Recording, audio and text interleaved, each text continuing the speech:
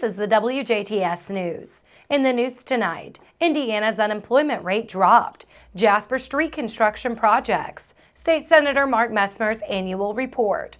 Kurt Guksa will be in with sports. We will speak with Huntingburg Mayor Denny Spinner on our Monday with the Mayor segment. All to come on WJTS TV News.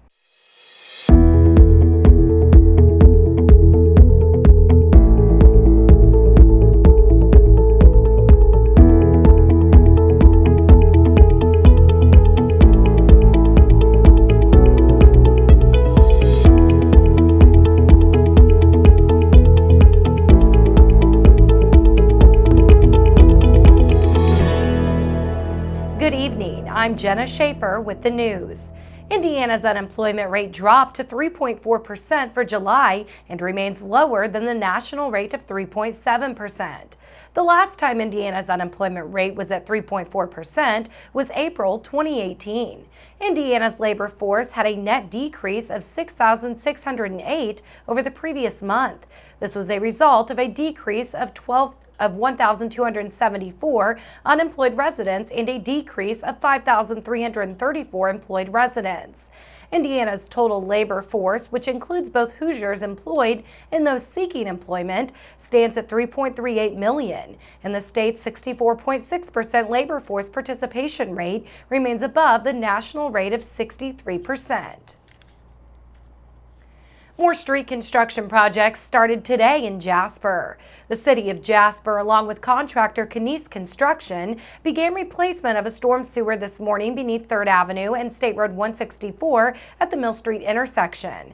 Throughout this replacement project, traffic will be restricted to one lane using flagging personnel. This project began at approximately 8 a.m. this morning. This will continue over the next 3 days. This work will continue barring any unforeseen events or inclement weather. Motorists are asked to please use an alternate route during the hours of 8 a.m. and 6 p.m. at this intersection during workdays for the safety of working personnel.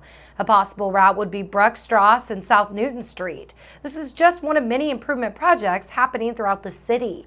The city's working personnel greatly appreciates motorists' alertness and patience throughout these improvement projects within the city of Jasper. 2 weeks ago, Governor Eric Holcomb announced grants for broadband in the area. To give a full recap and his thoughts, here's State Senator Mark Messmer and his weekly report. Hello, this is State Senator Mark Messmer with this week's Messmer Report. Through the Next Level Connections Broadband Grant Program, Governor Eric Holcomb recently announced $22.1 million in funding for 11 broadband expansion projects across Indiana, including 3 in our area. The Next Level Connections Broadband Grant Program is funded through the Rural Broadband Fund, which was established last session by Senate and Enrolled Act 460, a bill that I authored.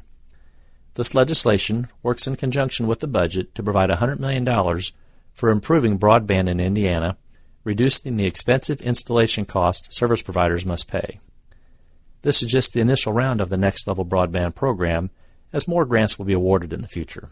Internet access has become increasingly important in our everyday lives. I was pleased to work with Governor Holcomb to ensure Senate Enrolled Act 460 is structured in a way that gives priority to rural communities with limited or no access to broadband. This, along with giving communication companies the opportunity to apply for Next Level Connections broadband grants, is an important step to providing Internet access for all Hoosiers. Unlike in the past, today we can pay our bills, do our banking, and buy goods through the Internet. Elementary, high school, and college students get online to complete coursework. Many people work from home through the Internet. No Hoosier should be put at a disadvantage because broadband services are unavailable in their area. The Rural Broadband Fund and the Next Level Connections Broadband Grant Program are a great step in the right direction for our state. I'm pleased to see some of these funds from the first round go to Spencer County. In our community, the Perry Spencer Rural Telephone Cooperative received a total of $13.5 million in funding for 3 different projects. The service provider will match these grants with a total of more than $8.2 million. Between the 3 projects, the total investment in Spencer County will be $21.3 million. A total of 2,798 unserved households and 416 unserved businesses in Spencer County will benefit from these projects. These changes will promote economic growth by making sure Hoosiers have Internet access they need and ensuring rural communities are not left behind in a world that relies heavily on Internet access. This is just the first round of grants under the Next Level Broadband program, and I look forward to seeing the impact these funds will have on unserved rural communities around our state. This has been State Senator Mark Messmer with this week's Messmer Report. Thanks, Mark. As always, feel free to contact his office directly with your questions and concerns by email at senator.messmer@iga.n.gov or by phone at 800-382-9467.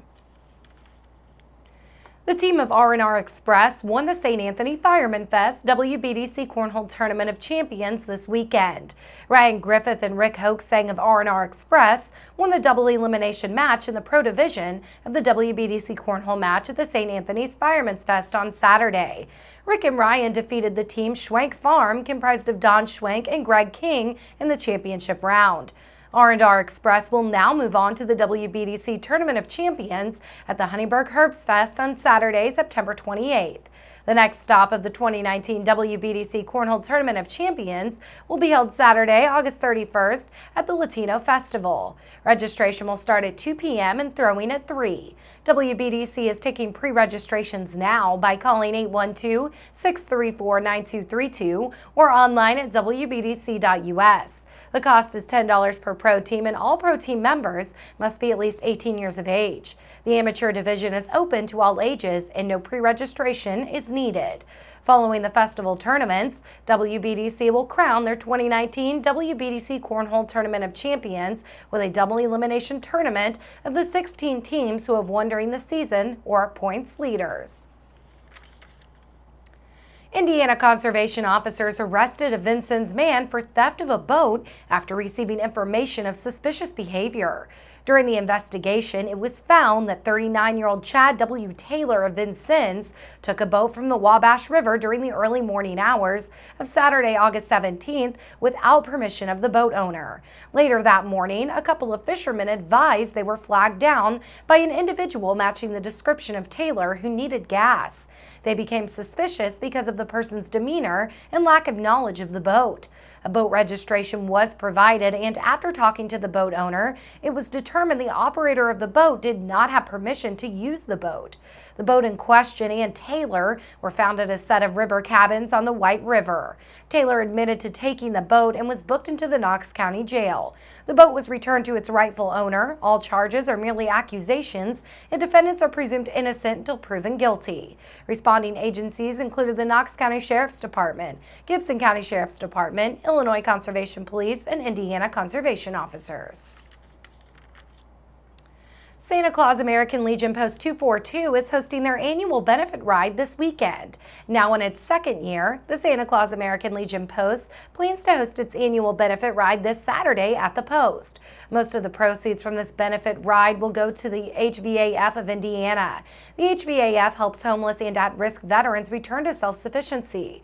The rest of the proceeds will be used for other veteran programs throughout the year. Cost of drivers are $15 and the cost of passengers is $10. All vehicles, including Jeeps, bikes, cars, etc., are welcome to participate in the ride. Everyone that participates in the ride will receive a list of the stops and directions of the route. Join West Boggs Park for their third concert in the 2019 Summer Music Series on the beach this Saturday. Here you can enjoy a fun-filled night of food, friends, and live music performed by Steve Hickman and Split Rail. Food and drinks from Bradley's Bar and Grill as well as Lucy Lou's Barbecue will be sold on site.